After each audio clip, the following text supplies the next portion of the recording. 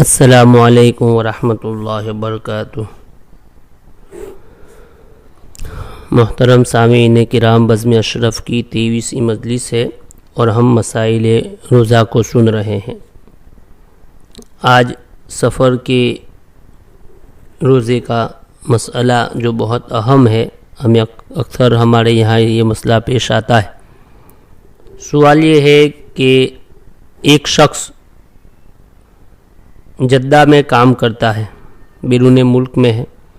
وہاں اس نے رمضان کے روزے رکھنے شروع کیے اور وہاں پر رمضان کا روزہ جمعہ کو ہوا، اور ہمارے یہاں ہندوستان میں سنیچر کو پہلا روزہ ہوا تھا، یعنی جمعہ کو ان کا رمضان شروع ہوا تھا اور ہمارا سنیچر کو ہوا۔ پھر وہ شخص ہندوستان آ گیا اور یہاں پر 29 کا چاند نہیں ہوا، یعنی ہندوستان میں 30 روزے مکمل ہو گئے۔ تو اب یہ آدمی آج روزہ رکھتا ہے 30واں، تو اس کا 31واں روزہ ہو جائے گا، تو کیا حکم ہے؟ جواب اس کا یہ ہے کہ یہ شخص اتوار کو یہاں والوں کے ساتھ روزہ رکھے۔ یہ شخص یہاں آ گیا ہے اتوار کو، تو اب یہاں 31واں روزہ بھی رکھے، اس لیے کہ جس جگہ وہ پہنچ رہا ہے وہاں رمضان ابھی موجود ہے، اس لیے بھلے اس کے 31 روزے ہو جاوے لیکن اس کو 31واں روزہ بھی رکھنا پڑے گا۔ جس طرح کسی نے تنہا چاند دیکھا اور اس کی گواہی قبول نہ کی گئی تو اس کو اپنی رویت کے اعتبار سے رمضان کا روزہ رکھنا چاہیے، اور اتفاق سے 30 روزے پورے کرنے کے بعد چاند نظر نہ آئے تو اس کو تنہا افطار کرنا جائز نہیں، بلکہ اس کے لیے حکم یہ ہے کہ وہ لوگوں کے ساتھ روزہ رکھے اور سب کے ساتھ عید کرے۔ آگے مسئلہ یہ ہے کہ ایک شخص نے بمبئی میں روزہ رکھنا شروع کیا، پھر وہ شخص رمضان میں عمرے کے لیے مکہ معظمہ چلا گیا، وہاں والے 1-2 دن آگے تھے، اب وہ شخص وہاں والوں کے ساتھ عید منائے، کیا حکم ہے؟ جواب، یہ شخص وہاں والوں کے ساتھ عید کر لے اور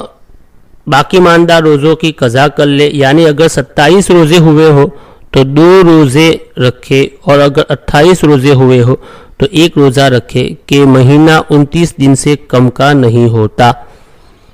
یعنی یہ آدمی جب وہاں پہنچا، ہندوستان میں اس کے روزے ہو رہے تھے 27، اور وہاں وہ پہنچ گیا تو وہاں عید ہو گئی،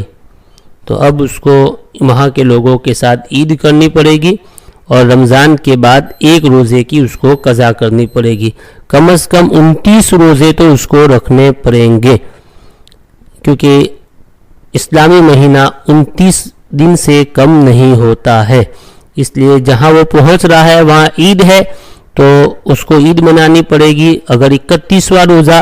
اس کا ہو رہا ہے اور وہاں عید ہو گئی تو اس کو تو ان کے ساتھ عید کرنا بہرحال ہے ہی، یعنی 31واں وہ شمار نہیں کرے گا، بلکہ اگر وہاں پہنچ کر عید ہو رہی ہے اور اس کے 28 روزے پورے ہو رہے ہیں تو عید کے بعد اس کی قضا کرنی پڑے گی۔ یعنی اصول یہ نکلا کہ جس جگہ پہنچا ہے وہاں پر عید ہے تو عید کرے، اور وہاں رمضان ہے تو رمضان کرے۔